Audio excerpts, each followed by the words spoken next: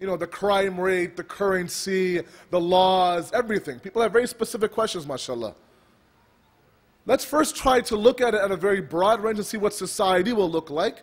And then we can tackle the more detailed issues of currency and laws, etc. Will there be cars, etc., those kind of questions. So 4 pillars, according to Imam Hussein, that will be the pillars of society when the Imam comes and governs in the land. Number 1 is that you will see God who will be apparent in society.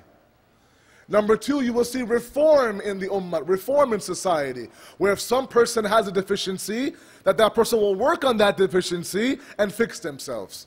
Number 3 is this concept that those who are misfortunate, oppressed, weak, have nothing but du'as. They feel supported by you and I, who can actually help them. And the 4th concept is this pillar, this ingredient that includes us living a life according to the sunnah of the Ahlul Bayt. I mentioned yesterday that we need to mirror the lives and emulate the lives of the Ahlul Bayt. We have our 14 perfect beings, our 14 infallible masumeens. We need to take one of their lives and attempt to emulate them, copy them, imitate them, do what they did, don't do what they didn't do. Imam Hussein is saying this society will be such that every person, when you look at them, their lives will resemble the lives according to the sunnah of the Prophet. So you can imagine what a beautiful state and what a beautiful society we're waiting for.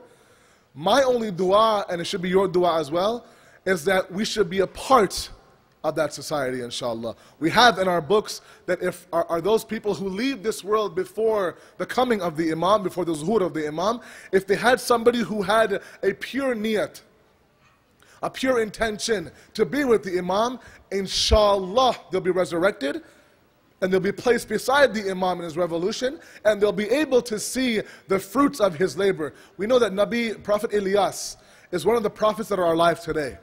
And when I asked a teacher of mine, why is he alive today? He said that he had begged Allah so much to the point where he said, Allah, please, I want to see this coming of the Mahdi. Keep me alive for that much alone. And Allah granted him life until the Imam comes. That's why he's one of the prophets that will accompany the Imam in his zuhur, inshallah. Salawat bihi Muhammad wa ali Muhammad. So moving forward, tomorrow we have established 4 main pillars of society under the Ahlul Bayt.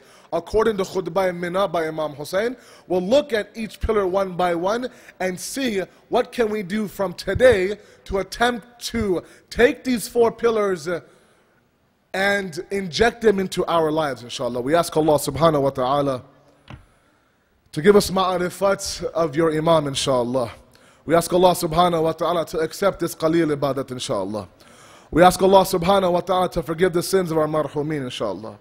We ask Allah subhanahu wa ta'ala, there is so much bloodshed and so much tyranny in the world. The only solution that we see is the coming of your 12th Imam. Ya Allah, give us tawfiq, please, to be properly in the intizar of the Imam.